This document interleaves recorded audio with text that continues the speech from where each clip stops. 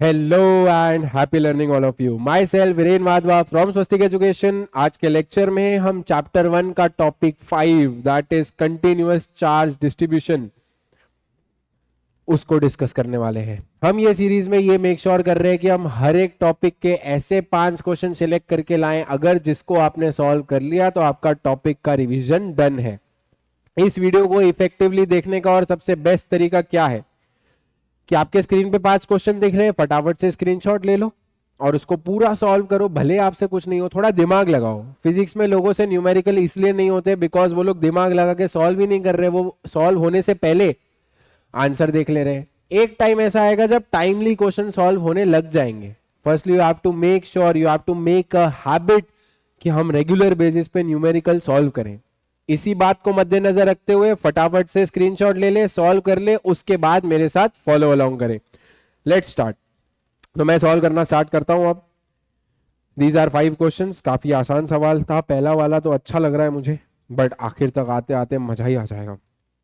चलिए, हमारे पास पहला क्वेश्चन है, a metal cube of length 0.1 metre. We have a cube जिसका लेंथ 0.1 मीटर है और उसको चार्ज करा गया है। तो पहले चार्ज लिख लेता हूं, 12 म्यू कॉलम। आपको सरफेस चार्ज डेंसिटी कैलकुलेट करनी है। आप सबको पता है सरफेस चार्ज डेंसिटी जो है वो सिग्मा से डिनोट करी जाती है। मैं इस वीडियो में ऐसा मान के चल रहा हूं कि आपको चैप्टर 1 आता है, आप रिवीजन करने आए हो, ठीक है। सरफेस चार्ज डेंसिटी का फॉर्मूला होता है चार्ज अपॉन एरिया। अब देखिए, आप चार्ज की जगह पे क्या लिखेंगे, 12 इंटू 10⁻⁻⁶ अपॉन सरफेस एरिया लिखना होता है बेसिकली। तो आपको क्यूब का सरफेस एरिया पता होना चाहिए। सरफेस एरिया ऑफ क्यूब जो होता है वो आप सबको पता होना चाहिए, दैट इज 6L²।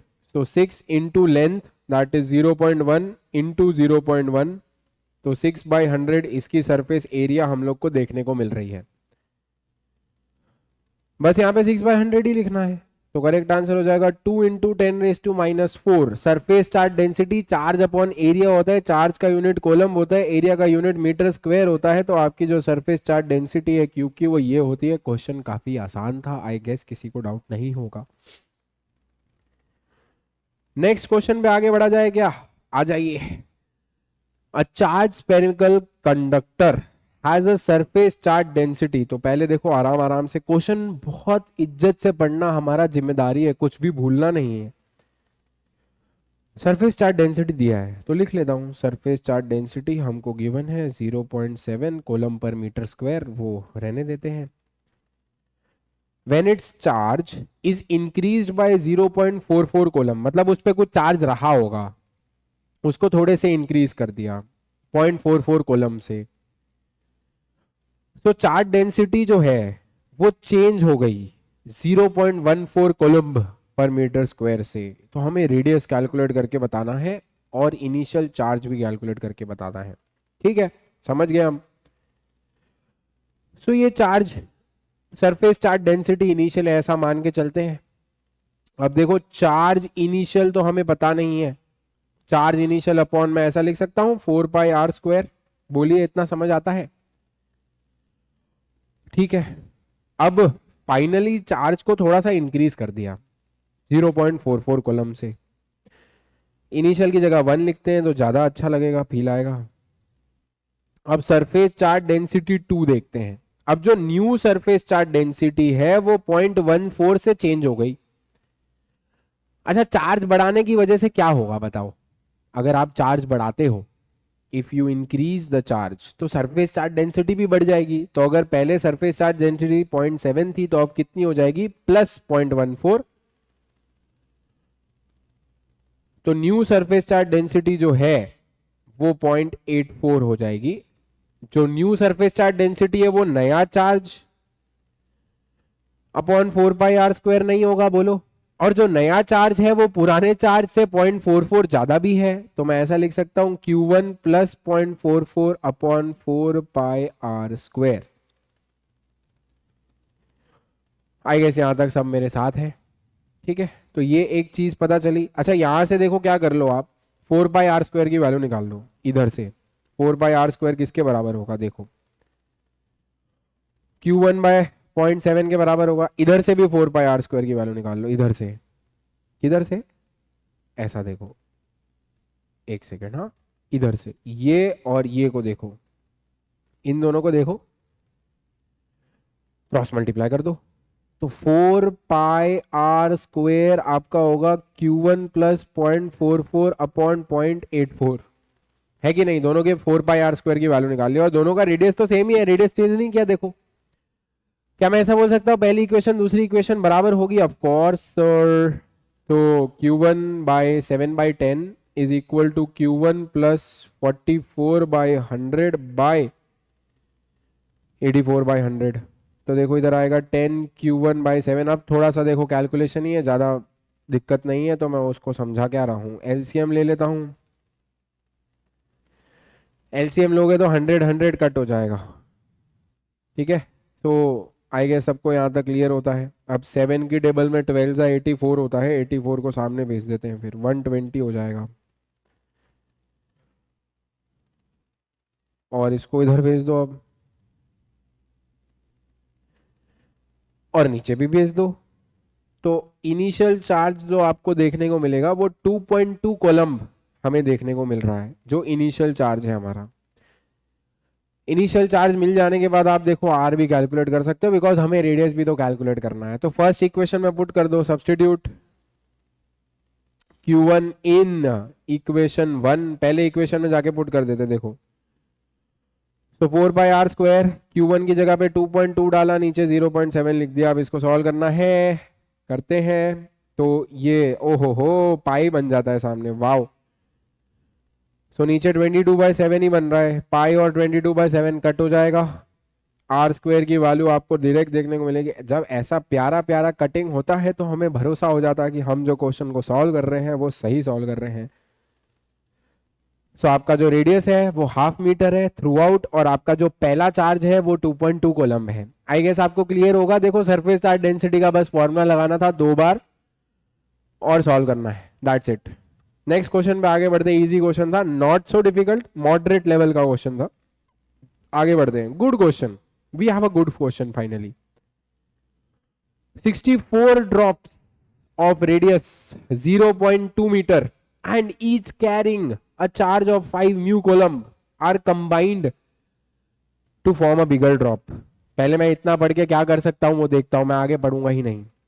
हमारे पास एक बक्सा है, बक्सा क्यों लेना है, छोड़ो ना। हमारे पास ऐसे कुल मिला के 64 ड्रॉप्स हैं, उनको मैंने मिक्स करके एक बड़ा ड्रॉप बना दिया है। इतना से हमें क्या समझ आता है कि ये जो छोटे छोटे ड्रॉप्स होंगे इन सबका जो वॉल्यूम होगा वो बड़े वाले वॉल्यूम के बराबर होगा, है कि नहीं? Of course sir. ऐसा अज्यूम करते हैं छोटे वाले ड्रॉप का जो रेडियस है वो r है। सर आपको तो क्वेश्चन में रेडियस दिया है ना, आप सबको पता है। देखो कैलकुलेशन करने में त्रास आता है, आराम से लास्ट में वैल्यू डालने का एकदम, ठीक है। तो मैं फिलहाल r मान रहा हूँ, जो small r of course question में गिवन है 0.02 मीटर है। बड़े वाले का रेडियस देखो कैलकुलेट करना है, वो कर लेते हैं। वॉल्यूम सेम होना चाहिए। 64 times the volume of small spheres should be equal to, directly मैं बोल सकता हूं, बोलो बच्चा लोग, volume of bigger drop, yes और नो? यस सर, है ना। तो चलो 64 into volume of small sphere, छोटे छोटे स्पीयर का वॉल्यूम क्या होगा? बोलो बोलो बोलो फटाफट बोलो। 4/3 pi small r cube. Volume of bigger sphere क्या होगा? 4/3 pi capital R cube. 4/3 pi cut. ये जो क्यूब है राइट हैंड साइड वाला, उसको सामने भेज देते हैं तो पावर 1/3 हो जाती है। क्यूब सामने जाता है तो पावर 1/3 होती है। R क्यूब की पावर भी 1/3, दोनों पे भेज दिया तो ये कट। तो आपको जो R देखने को मिलेगा वो 4 स्मॉल r देखने को मिलेगा, ठीक है ना। आई गेस आपको ये समझ आ रहा है। अभी भी मैं r की वैल्यू डालूंगा नहीं, मजा नहीं आएगा। अभी रुको रुको, धीरे धीरे डालेंगे। इसको थोड़ा छोटा कर देते हैं और इधर कर देते हैं। Okay, I guess we all are clear. एकदम सिंपल, वॉल्यूम को कंजर्व कराया है। इनिशियल वॉल्यूम फाइनल वॉल्यूम के बराबर है। अब क्वेश्चन पढ़ता हूं। Find how the surface charge density of the electrification will change if no charge is lost. मतलब इन शॉर्ट यार देखो, final surface charge density upon initial surface charge density इतना कर देते हैं कि कितना गुना बढ़ गई या कितना गुना घट गई, ये कैलकुलेट कर लेते हैं। चलो, तो surface charge density final upon surface charge density initial, मैं फाइनल और इनिशियल का रेशियो निकाल लेता हूं। सरफेस चार्ज डेंसिटी का फॉर्मूला होता है चार्ज अपॉन एरिया, है ना, charge final upon area final upon charge initial upon area initial. Hmm अब जो चार्ज फाइनल है, अब देखो फाइनल ये सारी 64 ड्रॉप आपस में मिल गई। इनिशियल चार्ज देखो मैंने क्या किया था, इसको स्मॉल आर मान लेता हूं, इसको कैपिटल क्यू मान लेता हूं। 64 की 64 ड्रॉप जो है बन के बड़ी ड्रॉप बन गई, तो सबका चार्ज मिल गया ना, नो चार्ज इज लॉस्ट। एक एक कॉलम की 64 ड्रॉप्स मिल गई, तो नया चार्ज क्या होगा 64 कॉलम। सो वैसे क्यू क्यू कॉलम की 64 ड्रॉप्स मिल गई, तो नया चार्ज क्या होगा 64 कैपिटल क्यू। वैल्यू डालेंगे आराम से। एरिया फाइनल, फाइनल एरिया क्या होगी 4 pi capital R square, because sphere का एरिया 4 पाई आर स्क्वायर होता है, देखो आपको पता होना चाहिए। अपॉन इनिशियल चार्ज, जो छोटी छोटी ड्रॉप थी उनका इनिशियल चार्ज क्या था क्यू, है ना, क्यू ही तो है। सबका मिक्स नहीं कर देना है, एक ही ड्रॉप के कंपेयर कर रहे हैं हम, एक ही ड्रॉप से कंपेयर कर रहे हैं हम, ठीक है। और सबका एरिया कितना होगा 4 पाई स्मॉल आर स्क्वायर, सब मेरे साथ है, सब मानते हैं ये सारी चीजें। 4 पाई 4 पाई 4 पाई 4 पाई क्यू क्यू कट, देखो क्यू की वैल्यू का जरूरत ही नहीं था। अब आप पाई वाई डालते हैं, मल्टीप्लाई करते हैं, कहाँ जाते हैं हम। 64 r square upon capital R square. अब देखिए स्मॉल आर ये है, कैपिटल आर यहां से इधर डाल दो ना कैपिटल आर का वैल्यू। जैसे कैपिटल आर 4 गुना स्मॉल आर है, तो होता है कैपिटल आर का स्क्वायर कर दो, तो 64 small r square, capital R का स्क्वायर करो, 4 आर का स्क्वायर करोगे तो क्या होगा 16 आर स्क्वायर होगा, आर स्क्वायर कट 4 आ जाएगा। मतलब final surface charge density is 4 times the initial surface charge density, ठीक है। तो अब आपको बोला है find how surface charge density will change, 4 गुना हो जाएगी मिलने के बाद, ठीक है। तो एक कंसेप्ट हम लोग ने बस अच्छा सा यूज किया, वो ये है कि वॉल्यूम सारी छोटी ड्रॉप्स का मिला लो would be equal to volume of a bigger drop. Done, आगे बढ़ते हैं। अब यार देखो आप लोग मेरे को गुस्सा करोगे, अगले जो 2 क्वेश्चन है वो काफी बढ़िया सवाल है, तो दिल थाम के बैठिए। दिल थाम लिया सर, थाम लिए। अब है ना, ऐसा हो सकता है कि आपको कोई चीज बार बार रिवाइंड करके देखनी पड़े, मैं एकदम धीरे धीरे बोलूंगा और मैं ट्राई करूंगा कि आपको सब समझ आए। क्वेश्चन देखते हैं, बहुत ध्यान से सुनना, जो भी चीज मैं लिखवा रहा हूं मेरे साथ लिखो, या प्रॉपर एकदम फोकस के साथ पहले समझो फिर रिवाइंड करके सारी चीजें लिखना, ठीक है। Motive of this question is of concept building, ठीक है ना, कंसेप्ट बिल्ड करना है यार। देखो अब एग्जाम में आता है कि नहीं आता है उसकी बात करनी है, बट वो बोर्ड जाए तब करनी है, फिलहाल कंसेप्ट बिल्डिंग पे ध्यान देना होता है, फिर हम बाद में क्वेश्चन स्पेसिफिक जाते हैं, ठीक है।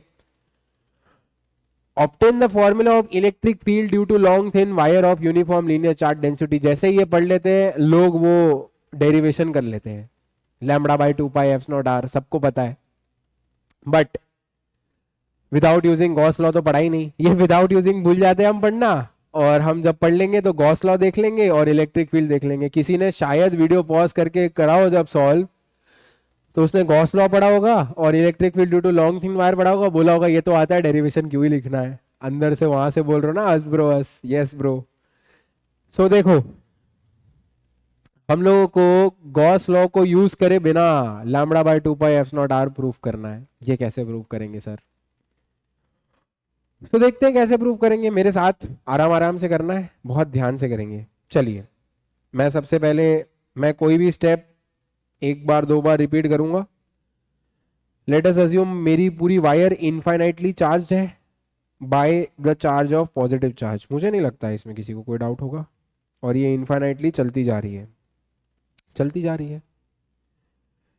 इससे आर डिस्टेंस दूरी पे हमें इलेक्ट्रिक फील्ड निकालनी है, जो हमें ऑलरेडी पता है गॉस लॉ का यूज करके अगर हम निकालना चाहते हैं तो वो lambda by 2 pi f naught r आती है, राइट, वही तो हमें फाइंड करना है।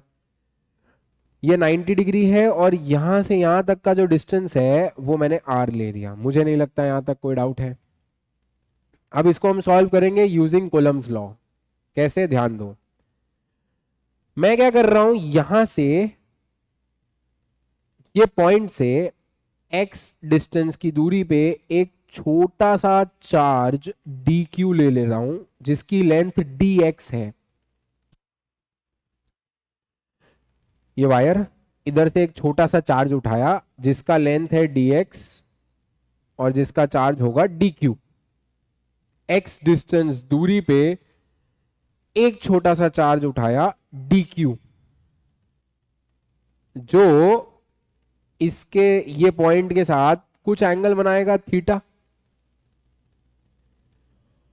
सिमिलरली मैंने इधर से भी x डिस्टेंस दूरी से एक छोटा सा चार्ज उठाया dq। आपने ये काम किया होगा, पता है कब, जब आपने electric field due to ring at the axis निकाला होगा। एक छोटा सा चार्ज यहां से उठाया dq, एक छोटा सा चार्ज यहां से उठाया dq।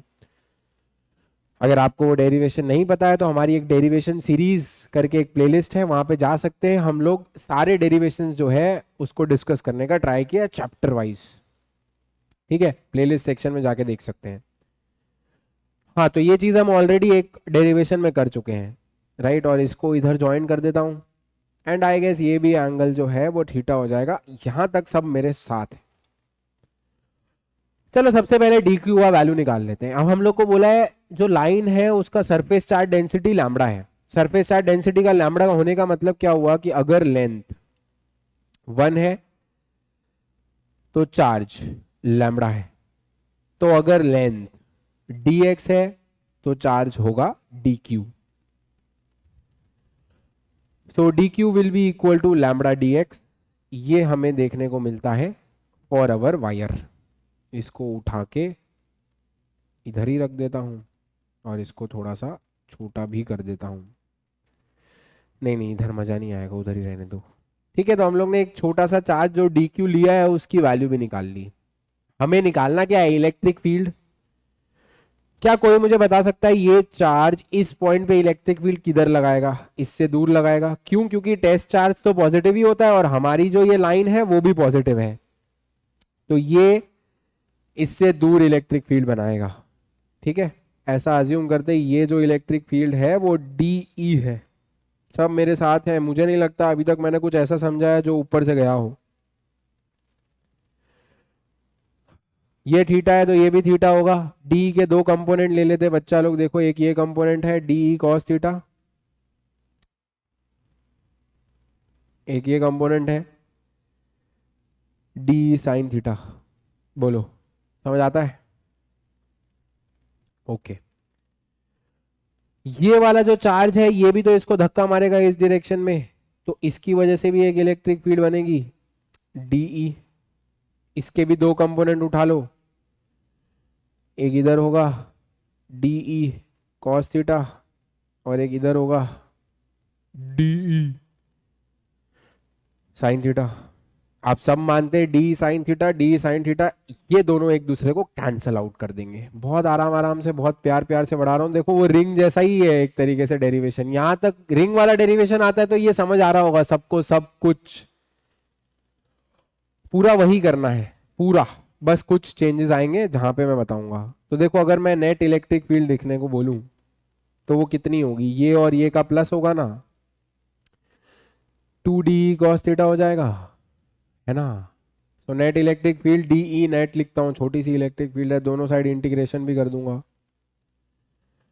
तो यहां पे आएगा E net is equals to 2 integration के बाहर DE cos थीटा। अब इलेक्ट्रिक फील्ड का फॉर्मूला हमें पता है। देखो अच्छा एक और चीज देखो, ये x है ये r है, तो ये हो जाएगा √x² प्लस r²। नहीं लिखना ये सब मत लिखो भाई, मैं L लिख देता हूं, चलेगा ना? L भी तो चलेगा, फील्ड तो आ ही रहा है L से भी। तो इलेक्ट्रिक फील्ड का फॉर्मूला होगा KQ/r², जिसकी जगह पे मैं लिखूंगा KdQ/L²। छोटा सा चार्ज DQ, उसका उससे डिस्टेंस L है, cos थीटा और इंटीग्रेशन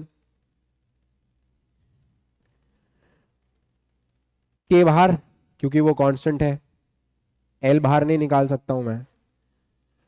DQ की जगह पे मैं ये लिख दूं लैम्बडा डी एक्स, देखो डेरिवेशन अब थोड़ा पेचीदा होने वाला है, तो इसलिए अब मेरे साथ आराम आराम से देखना। यहाँ तक मेरे हिसाब से किसी को कोई डाउट नहीं। अब यहाँ से कुछ चीज़ें हैं जो मज़ा आएगा।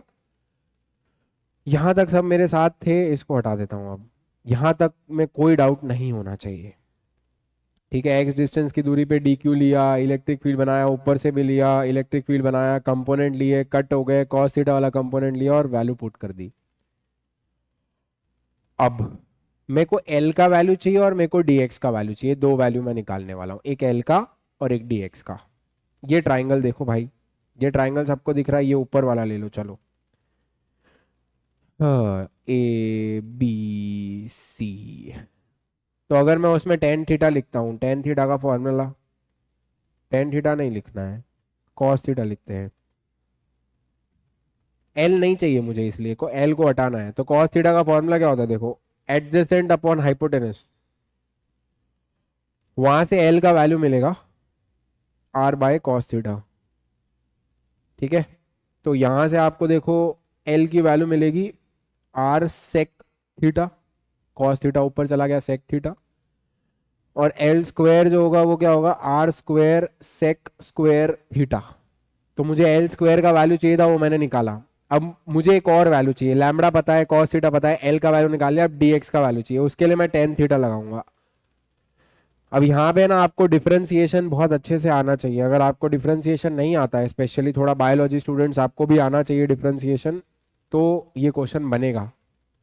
टेन थीटा को क्या लिख सकता हूँ, opposite upon adjacent.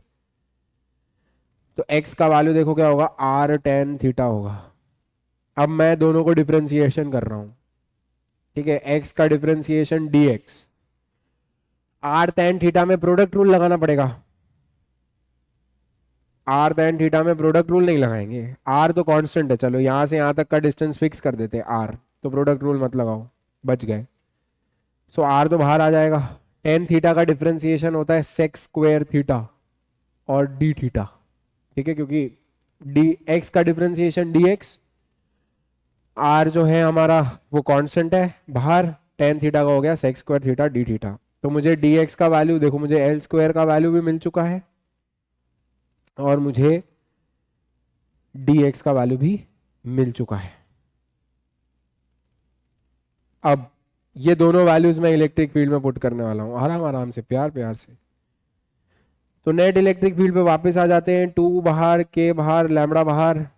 D x की जगह पे देखो क्या लिख रहा हूं, r sec square theta d theta cos theta, और एल स्क्वायर की जगह पे लिख रहा हूं r square sec square theta. Sec square theta, sec square theta cut, एक आर और एक r cut,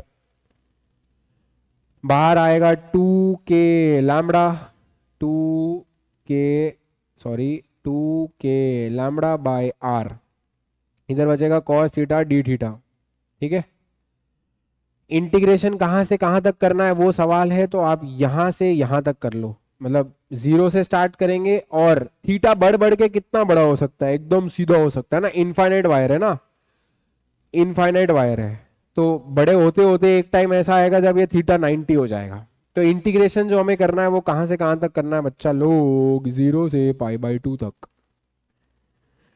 so two k lambda by r, cos theta का इंटीग्रेशन करेंगे वो साइन थीटा होता है, कहां से कहां तक, जीरो से पाई बाय टू तक, अपर लिमिट माइनस लोअर लिमिट करेंगे। अच्छा, किसी का सवाल ये भी हो सकता है कि सर आपने यहां से यहां तक का इंटीग्रेशन क्यों नहीं किया, यहां से यहां तक का क्यों किया।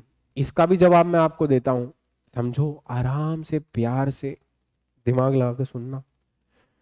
यहां से यहां तक ऐसा अज्यूम करके चलो, ये चीज मैंने रिंग वाले में भी समझाई है, रिंग का जो डेरिवेशन करते हैं उसमें भी समझाई है, इसलिए मैं फिर से एक बार मेरी तसल्ली के लिए समझा रहा हूं।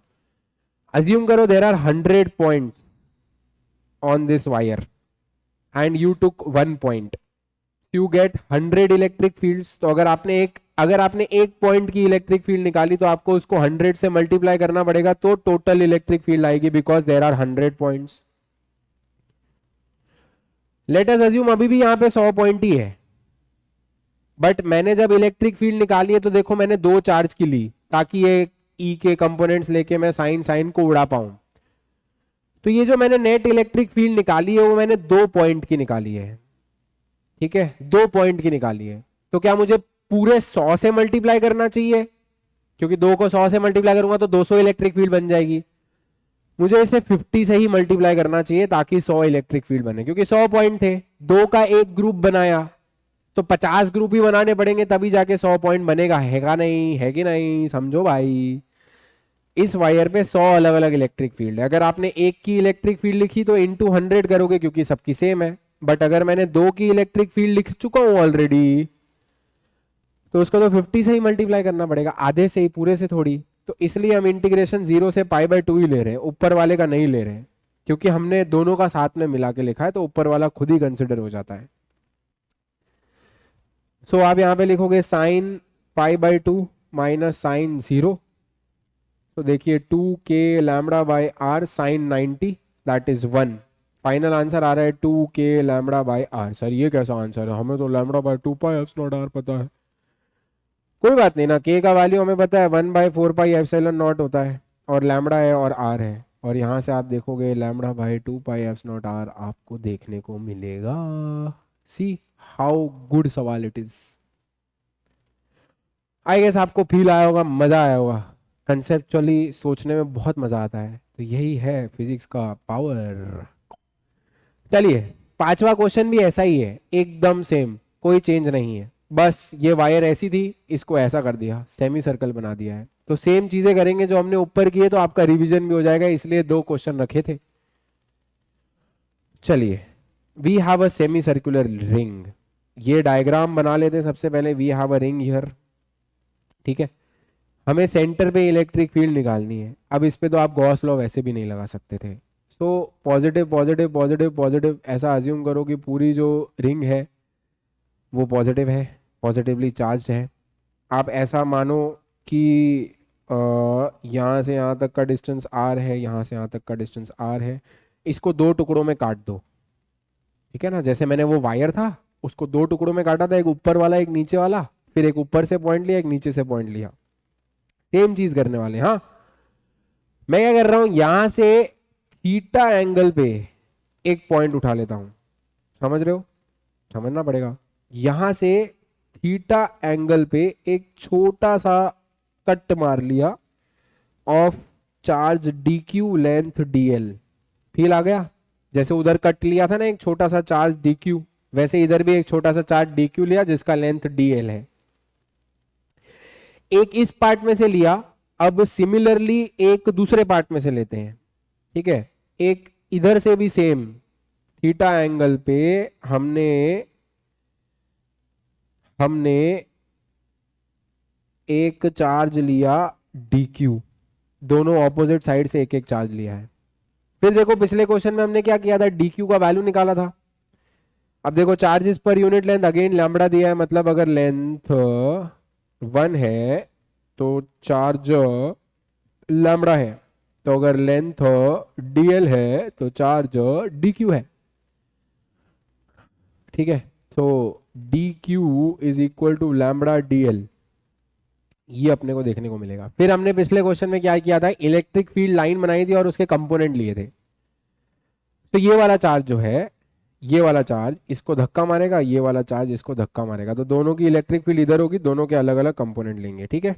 तो इसकी इलेक्ट्रिक फील्ड इधर है मान लो,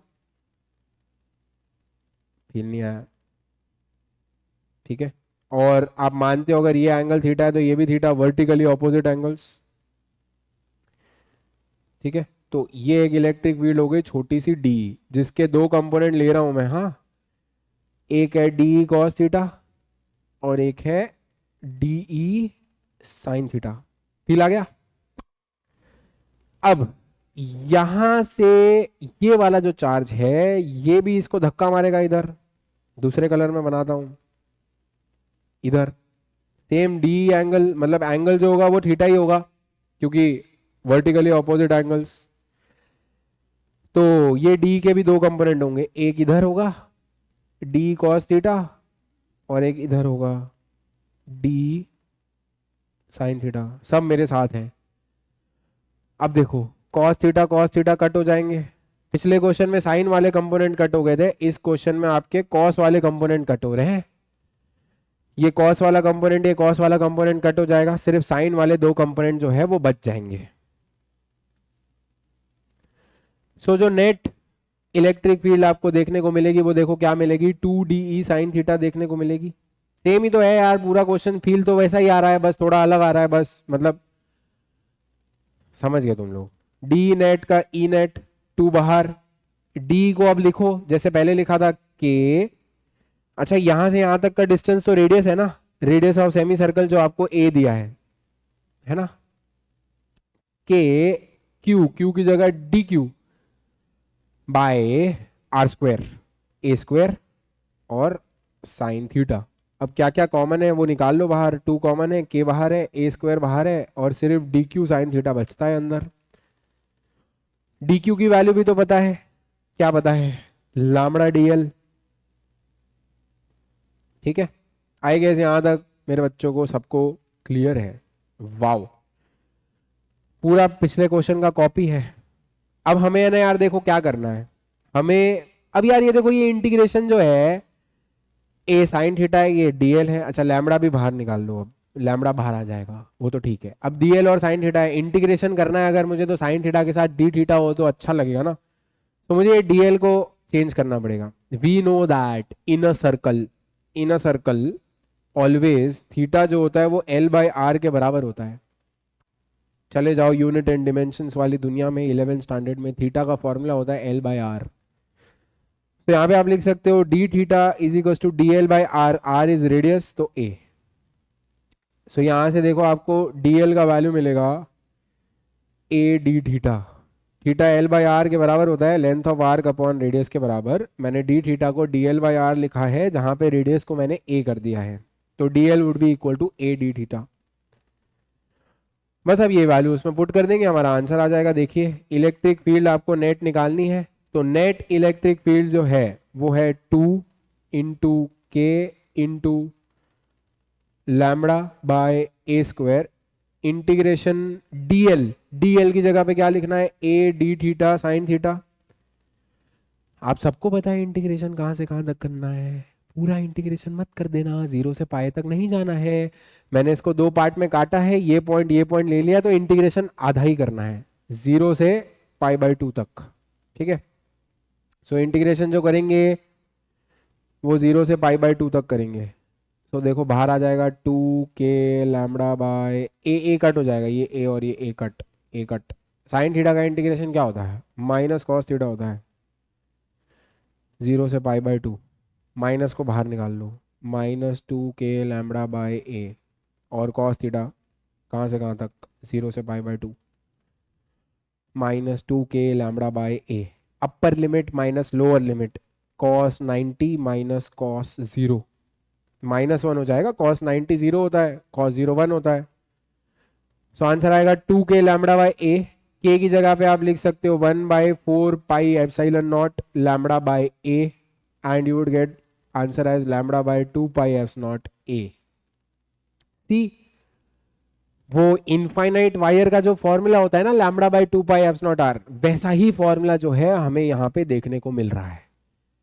आई गेस आप लोग को ये सवाल बहुत अच्छे से क्लियर हुआ होगा। आई गेस हमारी मेहनत सफल रही है कि हम आपके लिए ऐसे कंसेप्चुअल क्वेश्चन सिलेक्ट करके आए जिसको करने में आपको भी बहुत ज्यादा मजा आए।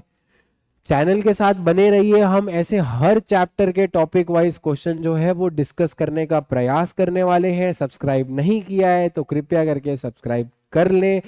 My self Viren Wadhwa from Swastik education signing off. पढ़ाई करते रहें, all the very best, thank you.